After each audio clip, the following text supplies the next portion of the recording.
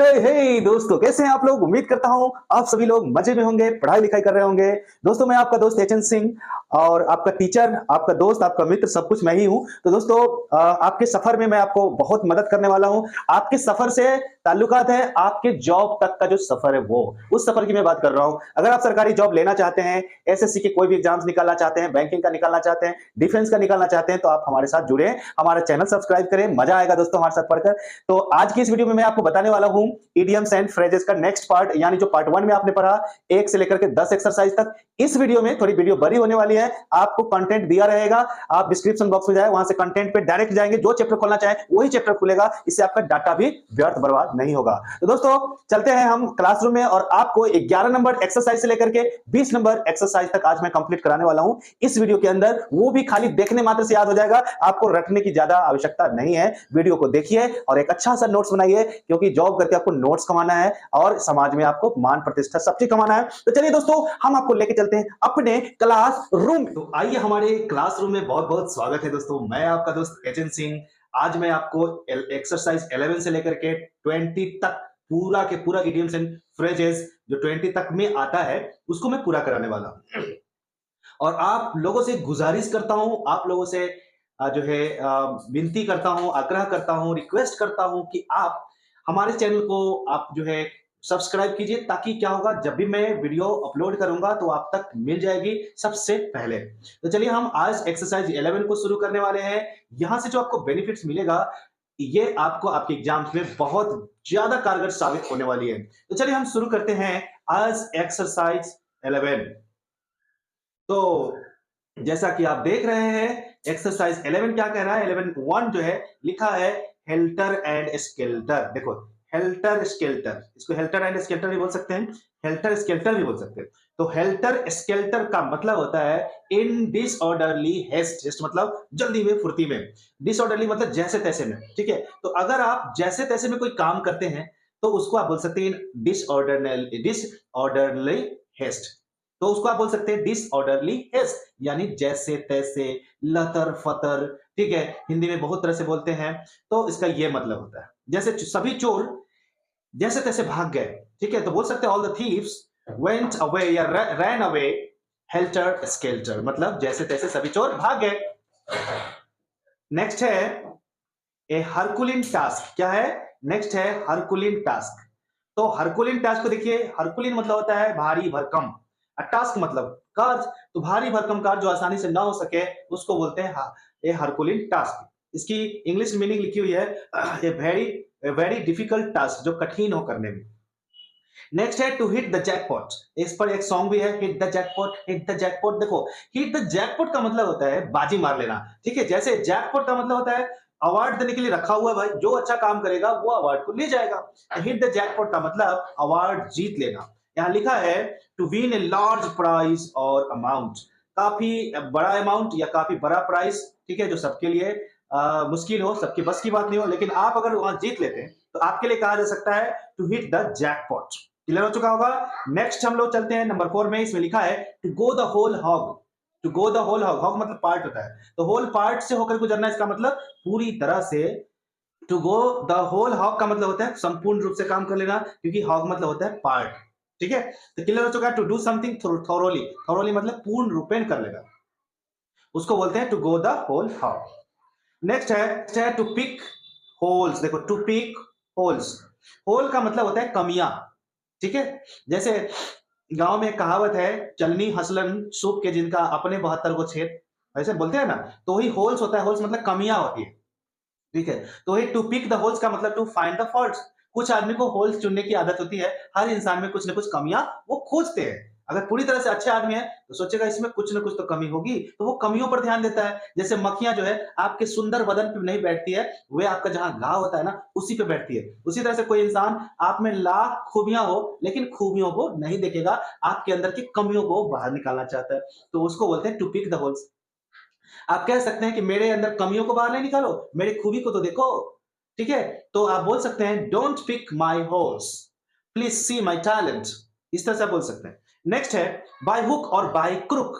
Bye hook और by crook, जैसे आपको अगर घी निकालना हो, ठीक है? तो जब आप बोतल से घी निकालते हैं तो आपको उँगली मोड़ना पड़ता है, सीधी उँगली से घी नहीं निकलती है। तो बाय हुक और क्रुक, या तो हुक हो, ठीक है? कोई हुक हो जिससे आप घी निकाल सके, या फिर आपको उँगली को टेढ़ा करना पड़ेगा।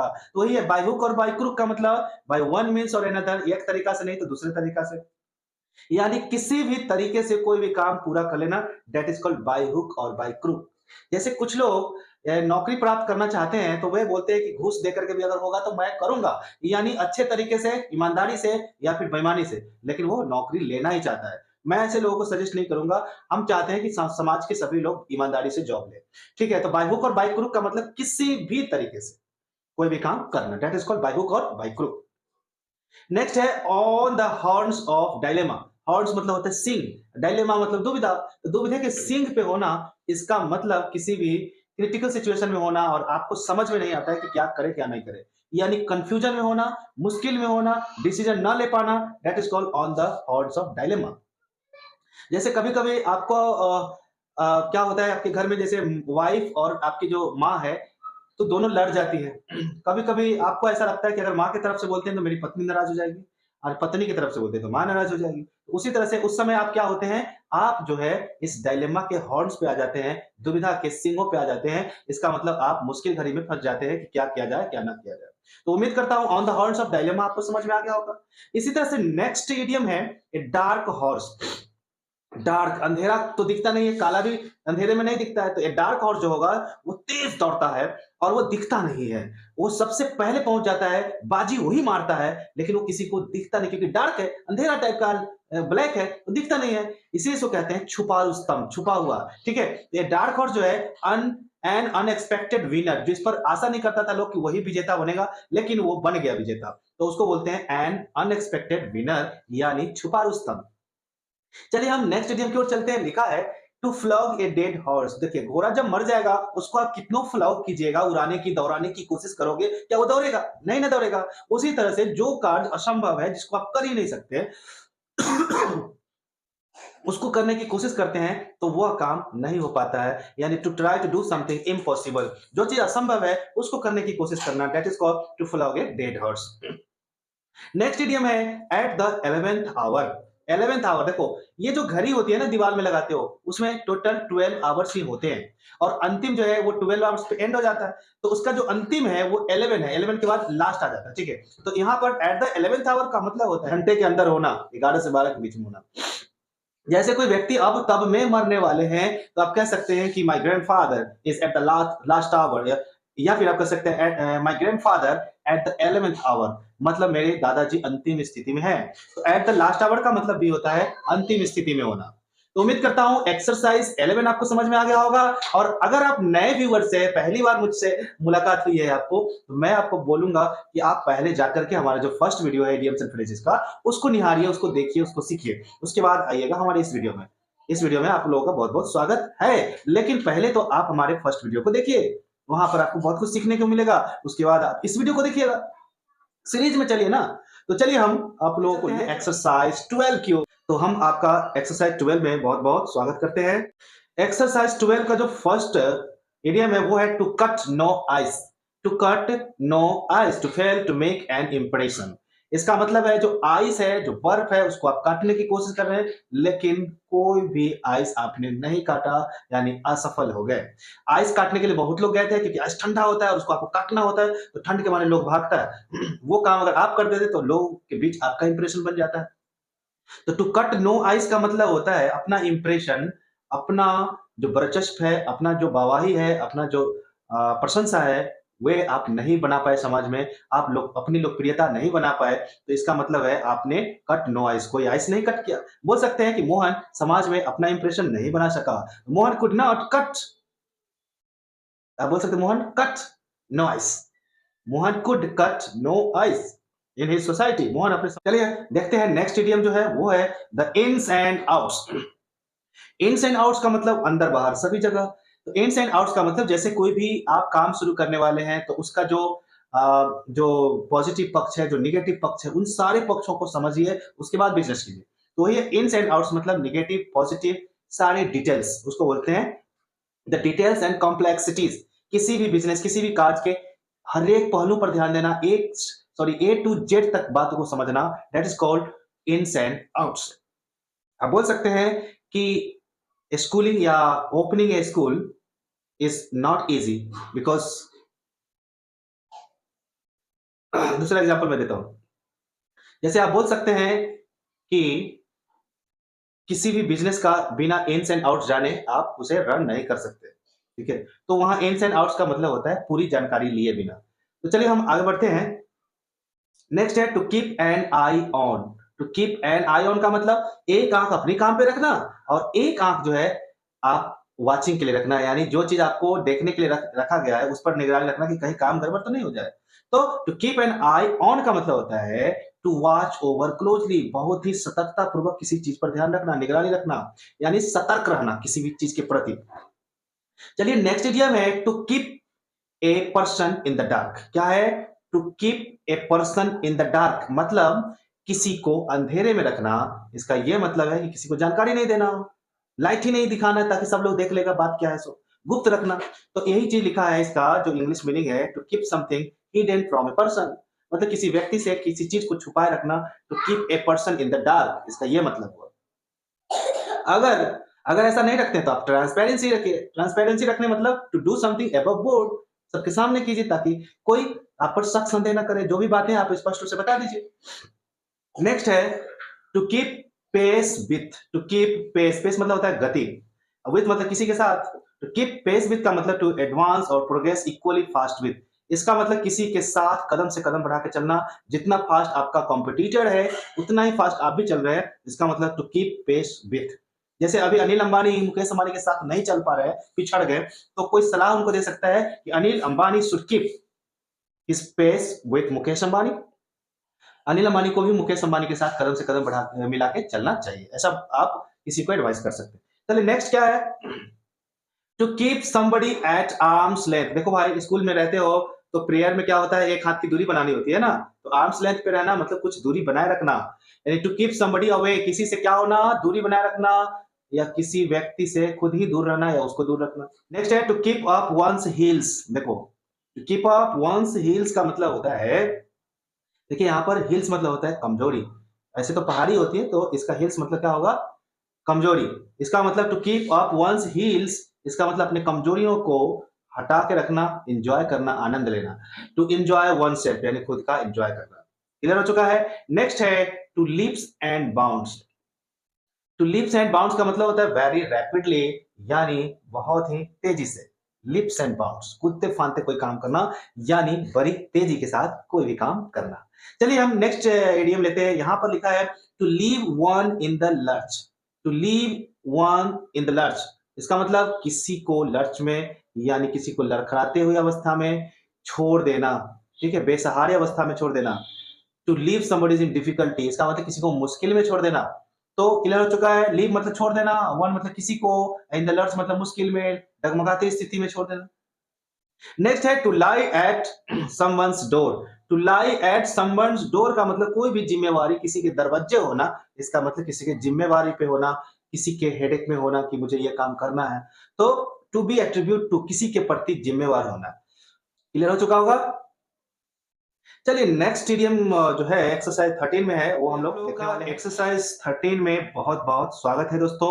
एक्सरसाइज 13 का जो फर्स्ट इडियम है वो है टू ब्रिंग टू लाइट। क्या है? To bring to light. Light मतलब प्रकाश, ब्रिंग मतलब लाना, किसी भी चीज को प्रकाश में लाना, यानी सबको दिखाना, पब्लिश कर देना। तो to make known, to make known मतलब सबको जना देना, सबको समझा देना, पब्लिश कर देना, बात को उजागर कर देना पब्लिक के बीच। उसके बाद है नेक्स्ट है to soar like a phoenix. Like a phoenix मतलब विथ न्यू लाइफ, नए जिंदगी के साथ, यानी नए उल्लास के साथ, तरोताजा होकर, that is called like a phoenix. Next है to read between sorry next है to read between the lines. अगर दो लाइंस हो, जैसे ये लाइंस है, इसके बीच आप पढ़ रहे हैं, इसका मतलब आप दोनों में से किसी लाइन को आप समझ नहीं रहे हैं, बीच का अर्थ निकालने की कोशिश कर रहे हैं, लेकिन इसका अर्थ क्लियर आपको नहीं हो रहा है। तो रीड बिटवीन द लाइंस का मतलब होता है, यानी जो लाइन है उसको नहीं पढ़ रहे, उसके बीच में चल रहे हैं, यानी जहां कुछ नहीं लिखा उसको चल रहे हैं, उसको पढ़ रहे हैं। तो आपको क्या समझ में आएगी? To read between the lines मतलब to understand the unexpected and implied, यानी जटिलता को समझने की कोशिश करना जो आसानी से समझ में नहीं आता। अब हम लोग 13 का जो है नेक्स्ट पार्ट है वो हम लोग देखते हैं। तो यहां पर 5 नंबर में आप देख रहे हैं lock stock and barrel. Lock stock and barrel का मतलब होता है पूर्ण रूपेण से, पूरी तरह से। नेक्स्ट है ए मैडन स्पीच। मैडन मतलब सर्वप्रथम, स्पीच मतलब भाषण। तो मैडन स्पीच मतलब पहली भाषण, जब आप जिंदगी में पहली बार स्टेज पे चढ़े होंगे और भाषण दिए होंगे तो वो आपका मैडन स्पीच था। नेक्स्ट है to make hay while the sun shines. To make hay while the sun shines, इसका मतलब होता है to make full use of one's opportunities. इसका मतलब कोई अपॉर्चुनिटी मिला है तो उसका पूरा पूरा उपयोग करना, पूरा पूरा एंजॉय करना उस अपॉर्चुनिटी का, कहलाता है to make hay while the sun shines. इसका मतलब सूरज चमकता है ना दिन में ना, यानी कोई काम दिन भर में ही पूरा कर लेना, क्योंकि आपको सूरज जब नहीं सूरज की रोशनी जब नहीं मिलेगी तब आपको कोई भी काम करने में कठिनाई होगी। यानी सूरज की रोशनी क्या है, हर इंसान के लिए एक अपॉर्चुनिटी है कि दिन के उजाले में अपना काम पूरा कर ले, अन्यथा रात में आपको परेशानी होगी। तो इसीलिए ये बनाया है to make hay while the sun shines. Next है to make a mountain of a molehill. To make a mountain of a molehill का मतलब to give a great fuss about trifle. देखो एक पहाड़ है जिसमें मोल हिल रहता है। मोल मतलब क्या होता है, छुछुंदर। तो मोल हिल का मतलब सब पहाड़ के जो है अंदर छुछुंदर भरा हुआ है। पहाड़ है, इतना महान है, बहुत बड़ा है, लेकिन उसके अंदर छुछुंदर भरा हुआ है। इसका मतलब जो महत्वपूर्ण व्यक्ति है वे छोटे छोटे बातों पर लड़ रहा है, ग्रेट फस कर रहा है। फस मतलब लड़ाई झगड़ा ये वो, ठीक है, वाद विवाद। तो ट्रीफियल, ट्रीफियल मतलब कि छोटी छोटी बातों पे लड़ाई झगड़ा करना, मतभेद करना, वही कहलाता है to make a mountain of molehill. यानी शानदार बिल्डिंग है किसी के पास, अच्छा घर है, लेकिन उसमें छुछुंदर लोग रह रहे हैं, बार बार झगड़ा लड़ाई करते हैं, इसलिए बनाया हुआ है to make a mountain of a molehill. Next है मैन ऑफ लेटर्स। देखो लेटर्स मतलब होता है अक्षर, लेटर्स मतलब अक्षर। तो अगर कोई व्यक्ति अक्षर से प्रेम करता है, अक्षरों को लिखता है, अक्षरों को सीखता है, अक्षरों को समझाता है, तो वैसे व्यक्ति क्या होते हैं, वे पढ़ने वाले होते हैं, एक अच्छा रीडर होते हैं, अच्छा टीचर भी हो सकते हैं। तो ये मैन ऑफ लेटर्स का मतलब होता है जो साहित्य में, पढ़ाई लिखाई में, साहित्य में जो रुचि रखता है उसको बोलते हैं साहित्यिक व्यक्ति। इसका मतलब हुआ साहित्यिक व्यक्ति। नेक्स्ट है बाय फेयर मीन्स और फाउल। देखो फेयर मीन्स मतलब अच्छे तरीके से, और फाउल मतलब बुरे तरीके से। तो जैसे भी हो, अच्छे तरीके या बुरे तरीके से, इसका ये मतलब हुआ। जैसे उसने सफलता हासिल किया बाय फेयर मीन्स और foul, he has got success by fair means और फाउल। जैसे भी हो, गलत करके अच्छा करके, जैसे भी हो उन्होंने सफलता हासिल किया, तो इसी को बोलते हैं बाय फेयर मीन्स और फाउल। जैसे किसी एग्जाम से बच्चे अगर चीटिंग करते हैं और अच्छे मार्क्स लाते हैं तो वो कह सकता है I am not an honest student. Okay, I have got first division by fair means or foul. कभी मैं खुद से लिखा, कभी चीटिंग से लिखा, यानी गलत या सही तरीके से कोई भी काम करना, that is called by fair means or foul. वही चीज लिखा है यहाँ बाय हुक और बाय क्रूक। जैसे कि आपने अभी अभी सीखा इडियम, एक इडियम ही है बाय हुक और बाय क्रूक, मतलब किसी तरीके से। बाय एनी मीन्स मतलब किसी भी तरीके से। ऑनेस्ट और डिसऑनेस्ट, ईमानदारी तरीके हो या बेईमानी की तरीके हो, किसी भी तरीके से कोई काम करना, that is called a fair means और फाउल। तो क्लियर हो चुका है एक्सरसाइज 13। अब हम लोग बढ़ते हैं एक्सरसाइज 14 की ओर। अब देखो दोस्तों एक्सरसाइज 14 में क्या कह रहा है। फर्स्ट सेंटेंस है two minds matters. To minds matters, to say something mildly, बहुत ही नम्रता से, ठीक है, टू माइंड्स मैटर्स। तो यहां पर इसका अर्थ हुआ एकदम नम्रता से कोई भी चीज कहना, बाबू आओ पढ़ लो, पढ़ाई अच्छी चीजें हैं। तो इतनी नम्रता से जिस बोलते हैं बच्चों के साथ, उसी तरह से किसी के साथ भी अगर आप बिहेव करते हैं तो वो कहलाता है टू माइंड्स मैटर्स। नेक्स्ट है to speak one's mind. To speak one's mind, mind के अंदर जो बातें हैं वो तो किसी को पता नहीं है, तो टू स्पीक वंस माइंड यानी अपनी माइंड के अंदर जो बातें उसको बता देना, यानी टू से फ्रैंकली व्हाट वंस थिंक। जो भी कोई व्यक्ति सोचता है उसी को बता देता है स्पष्ट रूप से अपने दिमाग की बातों को, तो उसी को बोलते हैं टू स्पीक वंस माइंड। जैसे मैं किसी को अपनी बात बता देता हूं तो बोल सकते हैं आई स्पीक माई माइंड। तुम अपनी बात मुझे बता देते हो, you speak your mind to me. इस तरह से आप सेंटेंस बना सकते हैं।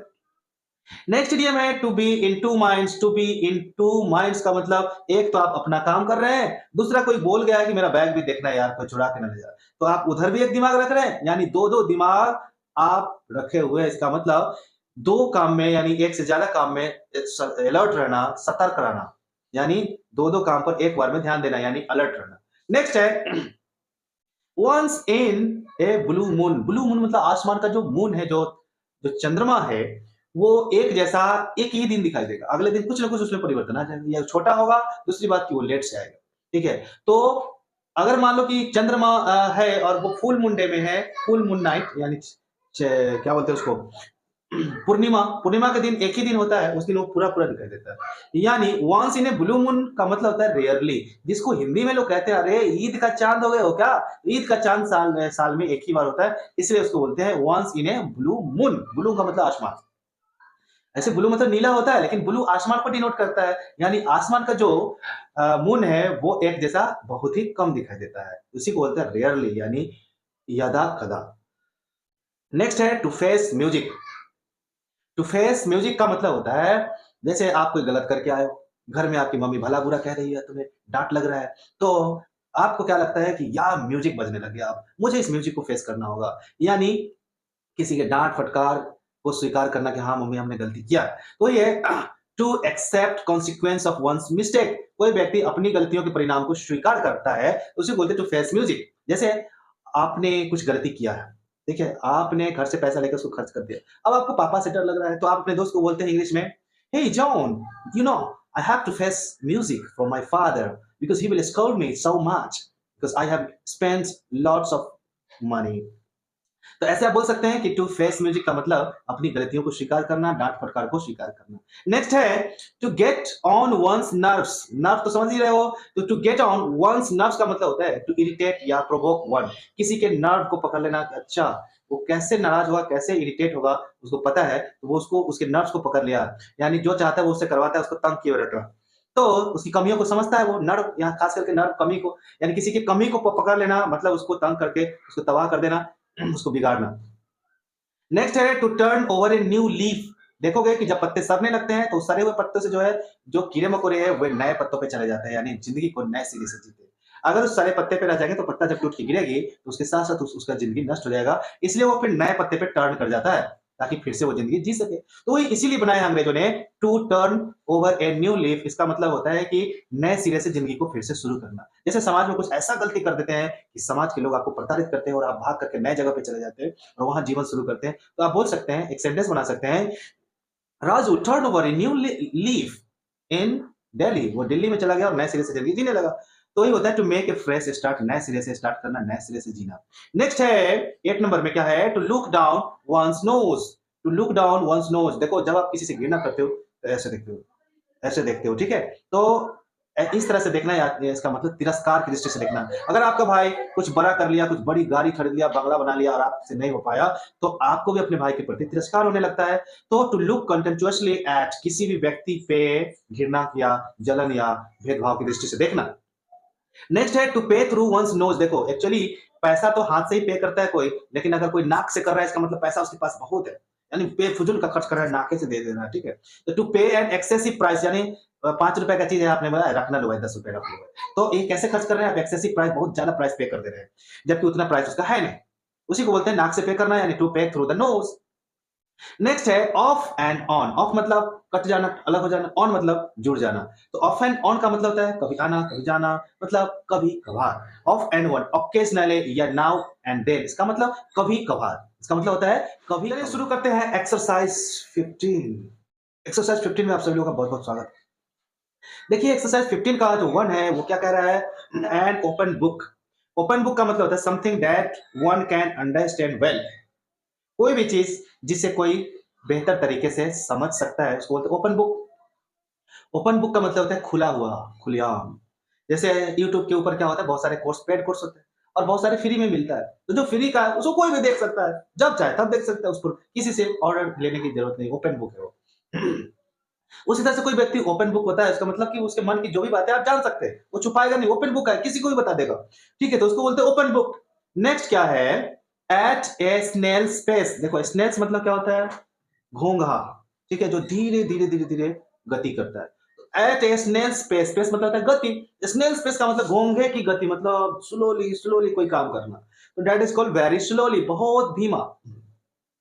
नेक्स्ट है from pillar to post. From pillar to post का मतलब होता है from one person to another, इसका मतलब एक पिलर से दूसरे पोस्ट पे चला जाना। पोस्ट मतलब दूसरा जो भी बना होता है पत्थर का, तो उसके ऊपर चला जाना, यानी एक व्यक्ति से दूसरे व्यक्ति के पास चला जाना। That is called from pillar to post. तो आप कह सकते हैं जो इंडियन करेंसी है, जो स्मॉल नोट्स है, जो छोटा नोट है, वो बहुत तेजी से रैपिडली क्या करता है, he travels from pillar to post. एक व्यक्ति से दूसरे व्यक्ति के पास, दूसरे से तीसरे, तीसरे से चौथे, वो बड़ी तेजी से घूमता रहता है, तो उसको बोलते हैं फ्रॉम पिलर टू पोस्ट, का मतलब एक व्यक्ति से दूसरे व्यक्ति तक। नेक्स्ट है to play ducks and drakes with.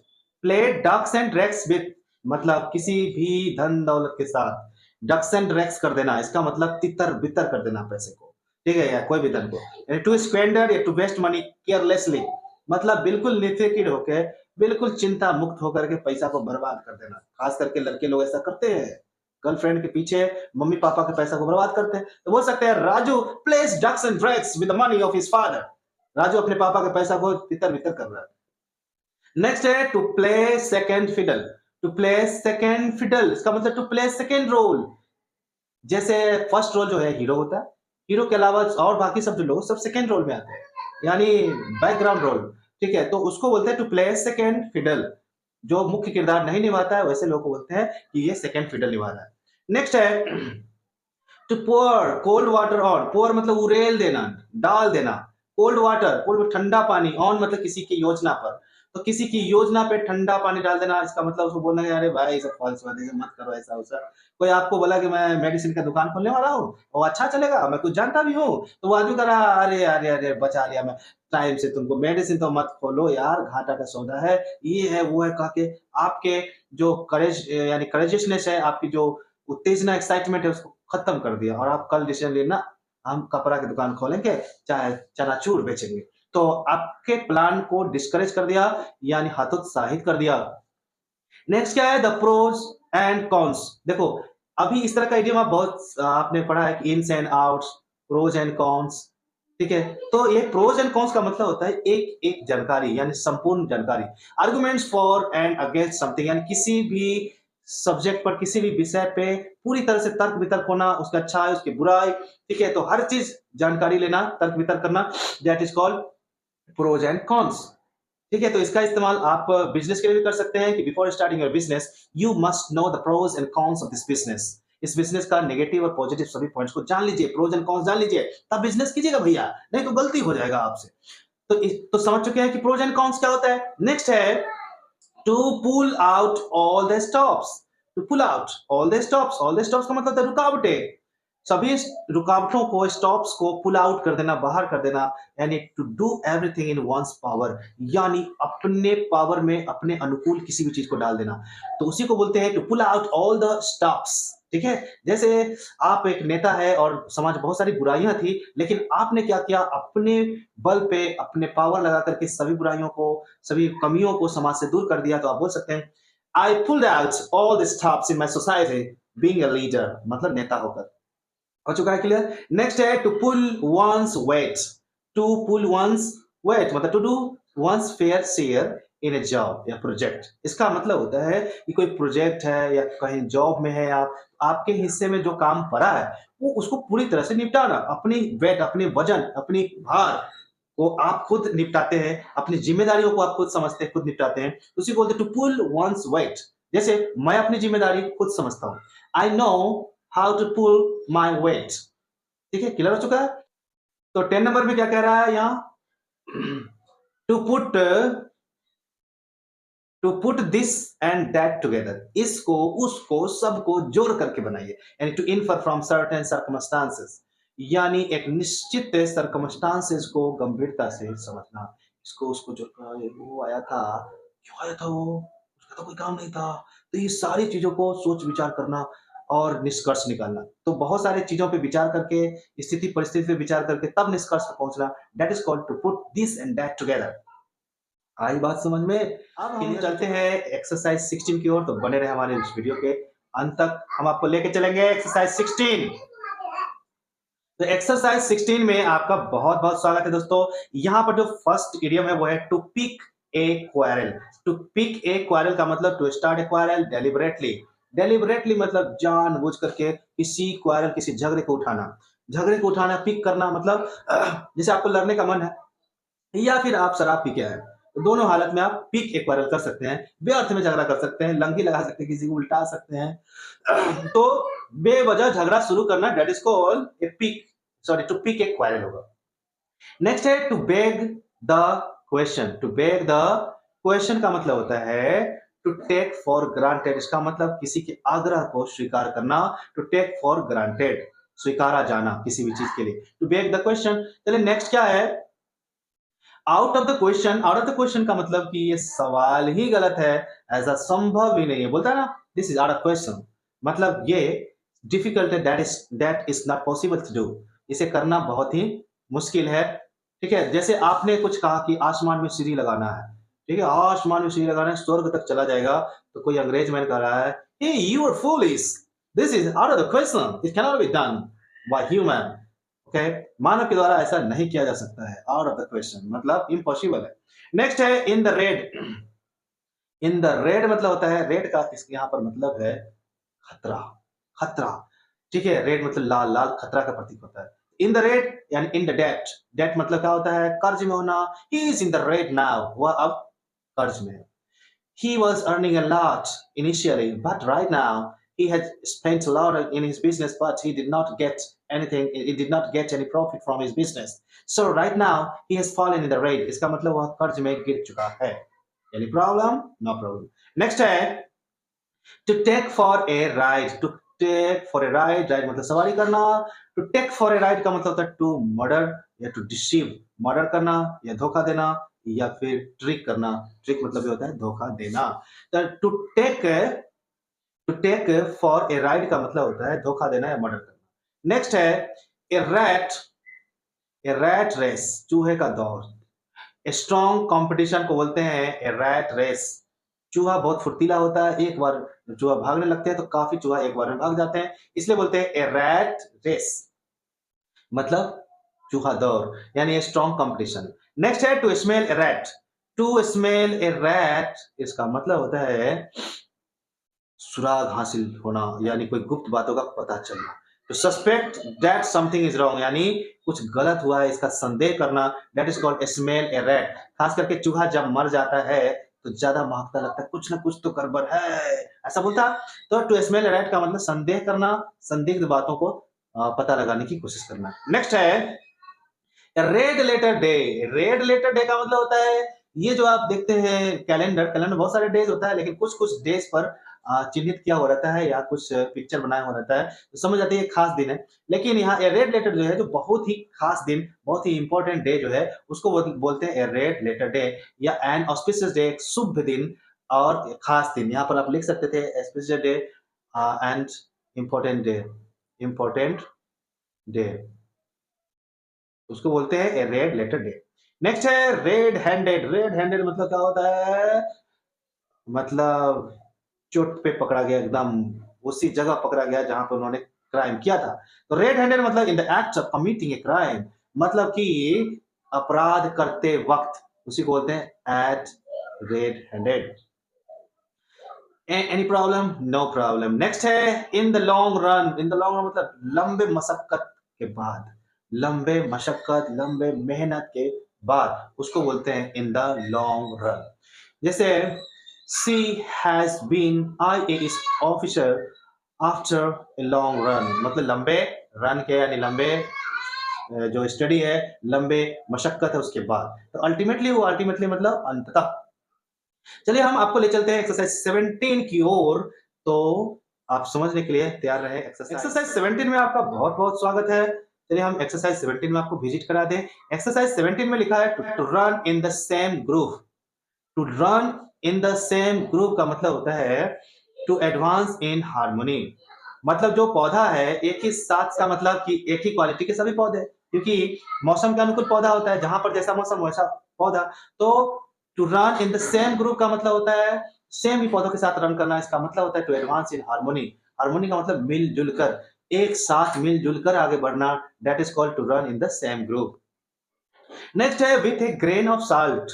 With a grain of salt, salt मतलब नमक, ग्रेन मतलब दाना, नमक का दाना, नमक के दाने के साथ, यानी इसका मतलब विथ रिजर्वेशन, यानी कोई भी चीज रिजर्वेशंस में रखना कि खर्च नहीं करना, जैसे नमक के दाना का यूज करते हैं उसी तरह से अगर किसी भी चीज का यूज न के बराबर करते हैं, इसका मतलब उसको आप रिजर्वेशन में रखना है। तो रिजर्वेशन के साथ रखना है, इसका मतलब खर्च न करना, वो उसको बचा के रखना।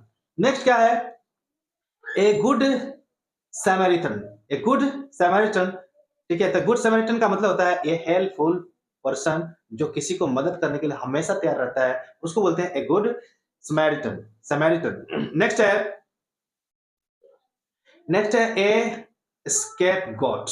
ए स्केप गॉट मतलब one who is punished for the faults of others, यानी जो व्यक्ति दूसरे के गलतियों के ऊपर सजा भुगतता है। गलती करता है कोई और सजा कोई और भुगतता है, जिसको हिंदी में बोलते हैं क्या बोलते हैं, गलती जो है गधा करता है और भुगतना उसके मालिक को पड़ता है। माने खेत खाए जोला और मार खाए गधा।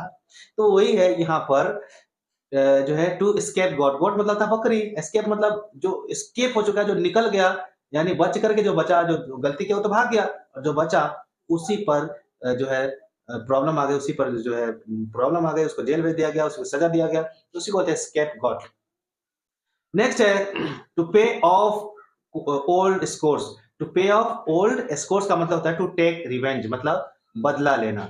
टू टेक रिवेंज का मतलब बदला लेना। नेक्स्ट क्या है, स्कॉट फ्री। स्कॉट फ्री का मतलब विदाउट पनिशमेंट और हार्म, बिना पनिशमेंट का, बिना नुकसान पहुंचाए हुए। ठीक है, जैसे कोई व्यक्ति जेल नहीं गया, जेल जाने से पहले ही फरार हो गया, सी स्कैप्ड स्कॉट फ्री, उसका मतलब वो बिना पनिशमेंट खाए, बिना पनिशमेंट लिए भाग गया, स्कॉट फ्री बोलते हैं उसको। नेक्स्ट है to have a screw to lose.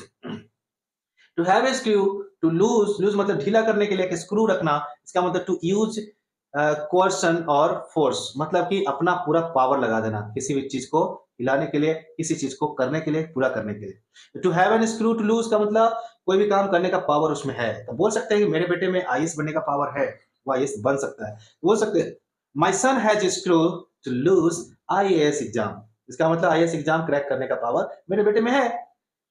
Next है all at sea. All at sea का मतलब होता है इन ग्रेट लॉस, बड़ी मुश्किल में होना, बड़ी लॉस में होना। ठीक है, एट ऑल एट सी। सी का मतलब समुद्र के नजदीक है, अब आगे बढ़ेगा तो समुद्र में डूब जाएगा, यानी लॉस के काफी करीब होना। ठीक है, यानी घाटे में होना, इन हैवी लॉस। नेक्स्ट है to set the record straight. To set the record straight का मतलब होता है to give a current account. Current account समझ रहे हैं, बैंक में होता है करेंट अकाउंट, मतलब हाल फिलहाल का हिसाब देना किसी को, to set the record straight. Next है a close shape. A close shape मतलब बहुत नजदीक से बच जाना, जिसको हिंदी बोलते हैं अरे बाप रे, बाल बाल बच गया, उसी को बोलते हैं नैरो स्केप, मतलब बाल बाल बचना। चलिए हम आपको लेके चलते हैं एक्सरसाइज 18 की ओर, धैर्य बनाए रखें। और एक्सरसाइज 18 में आपका बहुत बहुत स्वागत है दोस्तों। यहाँ पर एक्सरसाइज 18 में हम लोग देख लेते हैं to come out of one cell.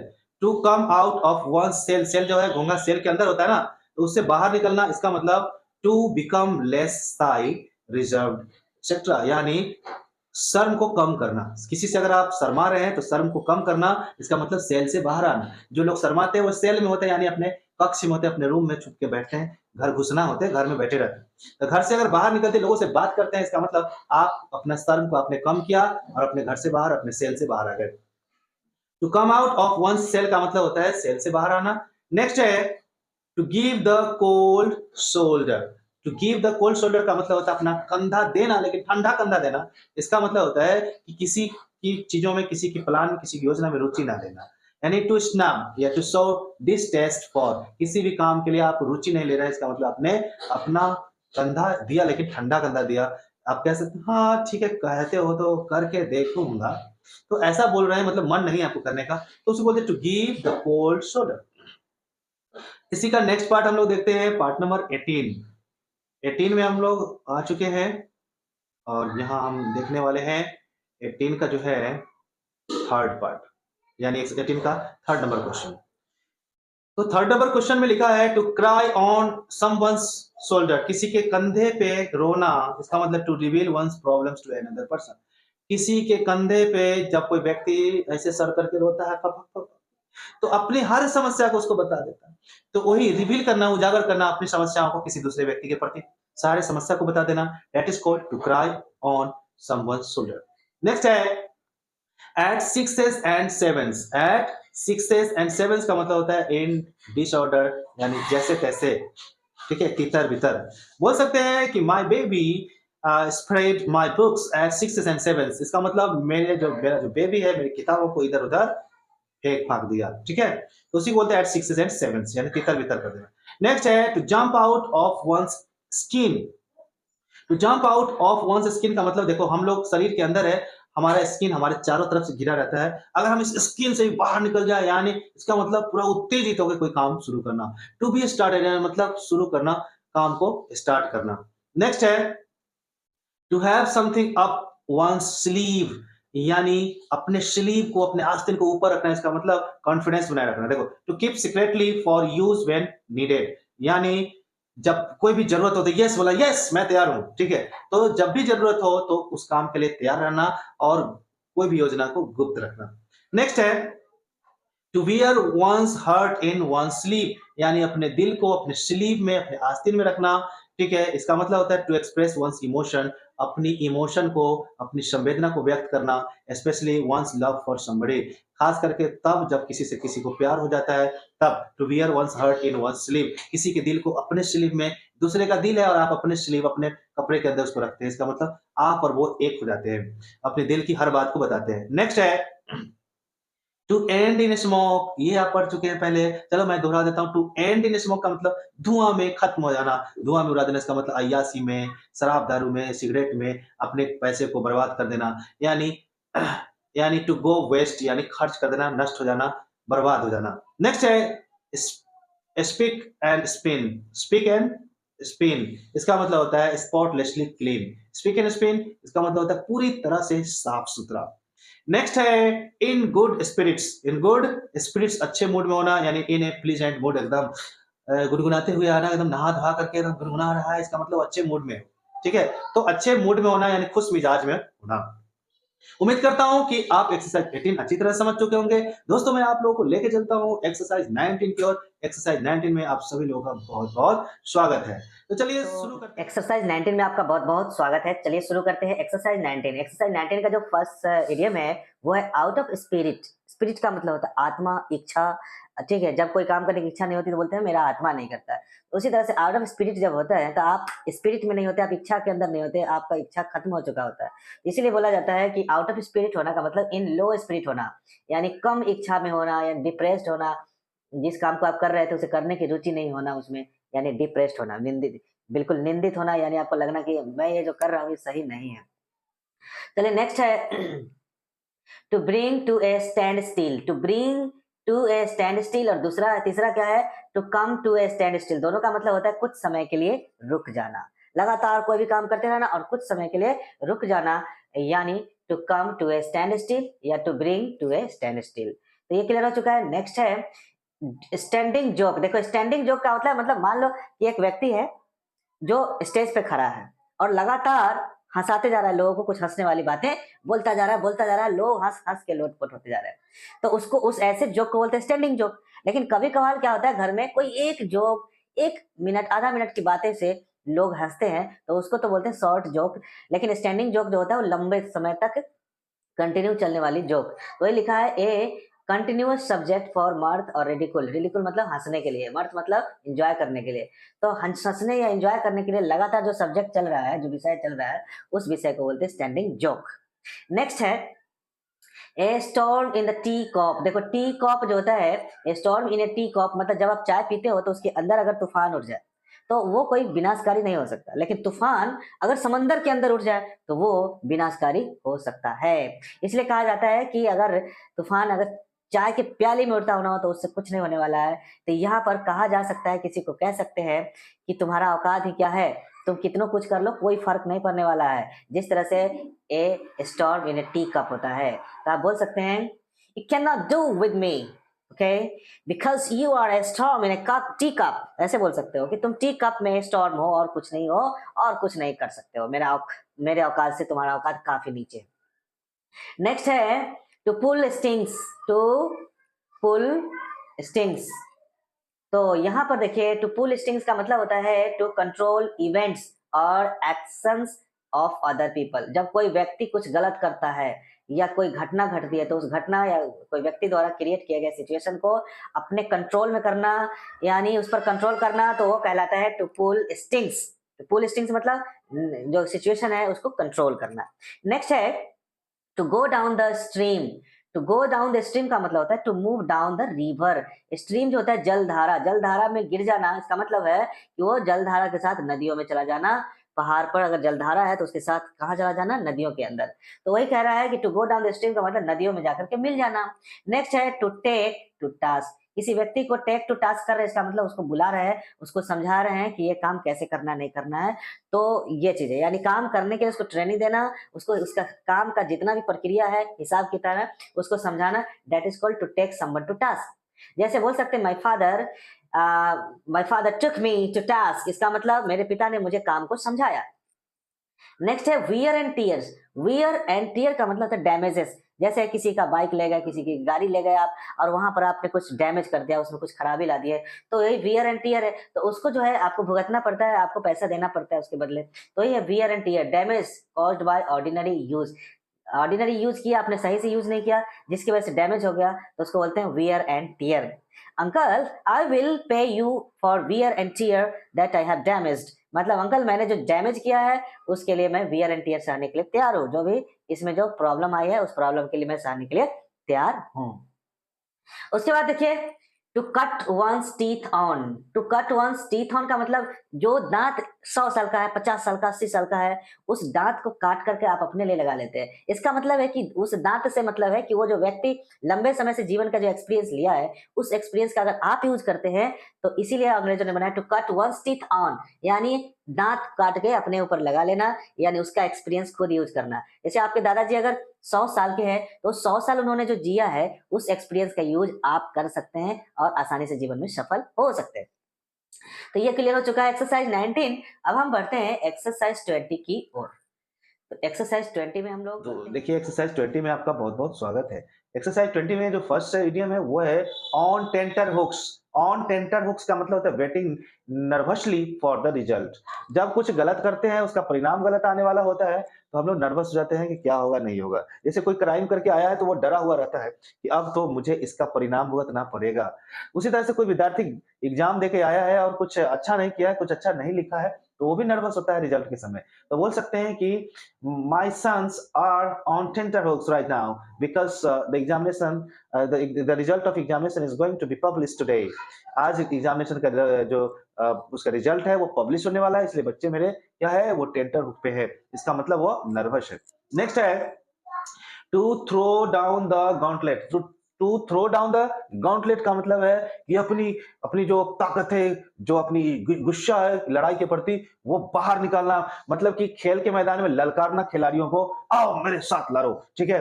तो यानी to throw down the gauntlet का मतलब कि चैलेंज स्वीकार करना किसी से लड़ने के लिए। नेक्स्ट क्या है? नेक्स्ट है to go against the tide. देखो टाइड क्या होता है? ज्वार होता है जो समुद्र के अंदर उठता है, वो पानी का एक ऊपर बहुत ऊपर उठ जाना।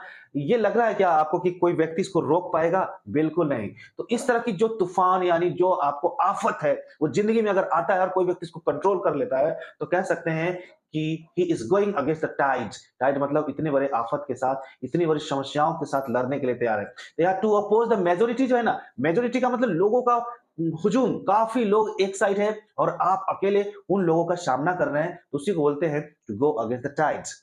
हे Raju, why are you going against the tides? इसका मतलब काफी लोग विरोध कर रहे हैं और तुम उसका सामना कर रहे हो राजू, तो मत जाओ इस टाइड के अगेंस्ट में। इसका मतलब लोगों के मेजोरिटी का सामना मत करो। ये ऐसा एग्जांपल में दिया, लेकिन इसका मतलब होता है लोगों के मेजोरिटी का सामना करना। नेक्स्ट है to turn the tide. To turn the tide का मतलब समुद्र में उठने वाले जो ज्वार होता है, क्या उसको आप टर्न कर सकते हैं, उसको रोक सकते हैं, घुमा सकते हैं? जी नहीं। तो यहाँ पर यही है टर्न द सिचुएशन का मतलब बहुत बदतर स्थिति या खराब स्थिति को बदल देना, यानी अच्छी स्थिति में बदल देना। तो कुछ सरकार ऐसी होती है कि राज्य की जो खराब स्थिति है उसको चेंज कर देता है, राज्य को खुशहाल कर देता है। तो वहां भी कह सकते हैं कि this government has turn the tide. Clear? Next है to twiddle one's thumbs. To twiddle one's thumbs का मतलब होता है टू बी डाई, यानी मर जाना। नेक्स्ट है, चलो नेक्स्ट देखते हैं, नंबर 6 में लिखा है to put two and two together. To put two and two together मतलब 2 और 2 को मिला करके 4 बनाना। इसका मतलब कोई भी काम करने चले हैं, तो उसका सभी चीज़ों को, उसके सारे सिचुएशंस को, उसके सारे जो है सर्कमस्टांसेस है, स्थिति, परिस्थिति है, सबको देखते हुए ही कोई प्रोग्राम या कोई जो क्राइटेरिया है आपको वो तैयार करना, किसी भी बिज़नेस के लिए, किसी भी काम के लिए। वही लिखा है to draw a correct conclusion from given circumstances. विभिन्न प्रकार के सर्कमस्टांसेस है, उन सर्कमस्टांसेस को, उन परिस्थितियों को समझते हुए नया कंक्लूजन तैयार करना, करना क्या है। नेक्स्ट है टू गिव वेंट टू, इसका मतलब होता है खुलेआम यानी खुलकर या आजादी से अपनी बातों को रखना, अपनी अभिव्यक्ति को व्यक्त करना। तो टू गिव वेंट टू का मतलब होता है स्वतंत्रता पूर्वक अपनी बातों को रखना। नेक्स्ट है to wash one's dirty linen in public. देखो, to wash one's dirty linen in public, इसका मतलब है कि पब्लिक के बीच अपनी लाइनेन को, अपनी समस्याओं को रखना और इस समस्याओं से जो दिमाग बोझिल हो चुका है, उससे बोझिलता से दूर होना। जब किसी इंसान को कोई समस्या होती है तो 2, 4, 5 आदमी को बुलाता है और बैठा करके अपनी समस्या को रखता है, यानी समस्या को पब्लिक करना, अपनी पर्सनल समस्या को। तो उसे बोलते हैं to wash one's dirty linen in public. आप बोल सकते हैं कि जब-जब मुझे कोई समस्या होती है तो मैं अपनी बातों को लोगों को सुनाता हूँ या लोगों के बीच रखता हूँ। तो कैसे बोलेंगे? I wash my dirty linen in public. Next है to pour cold water on. To pour cold water on, cold water जो है नीरसता का प्रतीक है और हॉट वाटर उत्तेजना का प्रतीक है। तो यहाँ पर किसी भी चीजों के ऊपर, किसी भी प्लान, किसी भी योजना के ऊपर ठंडा पानी पोर कर देते हैं, उड़ेल देते हैं, तो इसका मतलब होता है हतोत्साहित कर देते हैं। कोई व्यक्ति आपको नया प्लान बताया कि मैं ऐसा करने वाला हूँ, ऐसा करने वाला हूँ, ऐसा कर दूंगा, बहुत अच्छा कमाऊंगा, है बहुत सारा चीज बताता है और आप बोलते हैं एकदम बकवास है, ये सब मत करो यार, पढ़ाई लिखाई पे ध्यान दो, ये वो बहुत तरह की बात बोलता है। तो वहां पर आपके प्लान पर वो क्या कर रहा है? पानी उड़ेल रहा है। इसका मतलब आपको डिस्करेज कर रहा है, हतोत्साहित कर रहा है। नेक्स्ट है to have a way with words. देखो, to have a way with words यानी शब्दों का बांध बनाना, यानी शब्दों से आपको खुश करने की कोशिश करना। खर्च नहीं करेगा, खाली शब्द बोलेगा ऐसा ऐसा जिससे आप खुश हो जाएंगे। तो शब्दों का बांध बनाना यानी शब्दों से कन्विंस करने की कोशिश करना, उसी को बोलते हैं to have a way with words. उम्मीद करता हूं कि ये सारी एक्सरसाइज आपको समझ में आ चुका होगा। अब मैं आपको पढ़ाऊंगा 21 से लेकर के 30 एक्सरसाइज तक। इसका इंतजार करना होगा दोस्तों। तो कुछ ही दिनों के अंदर ये वीडियोस भी आ जाएगी। आपको करना है कमेंट और बताना है कि वीडियो कैसी लगी और सुझाव भी आप दे सकते हैं। तो मैं लास्ट में यही कहूंगा कि अगर वीडियो अच्छी लगी हो, तो आप सभी लोगों से गुजारिश है, आप सभी लोगों से रिक्वेस्ट है और आप सभी लोगों से प्रार्थना है कि प्लीज हमारे चैनल को सब्सक्राइब कर दीजिए, क्योंकि भाई आपका एक छोटा सा मेहनत, छोटा सा सब्सक्रिप्शन मुझे बहुत अच्छा लगता है। और अगर सच पूछूं तो मेरे मेहनत का जो मेहनताना है वो सब्सक्रिप्शन है, लाइक है और आपका शेयर है। तो दोस्तों, उम्मीद करता हूँ आप हमारे चैनल को सब्सक्राइब कर दिए होंगे, या नहीं किए होंगे तो आप अभी कर दीजिए। और हम आपसे मिलते हैं अगले वीडियो में। बहुत ही इंटरेस्टिंग वीडियो होगी वो, और उसमें बहुत सारे नए-नए इडियम सीखने को मिलेंगे आपको। तब तक के लिए हम आपसे लेना चाहेंगे विदा, लेकिन आप लोग प्लीज़ सब्सक्राइब करना ना भूलें। मैं आपका दोस्त एचएन सिंह मिलता हूँ अगले वीडियो में। बाय बाय, जय हिंद।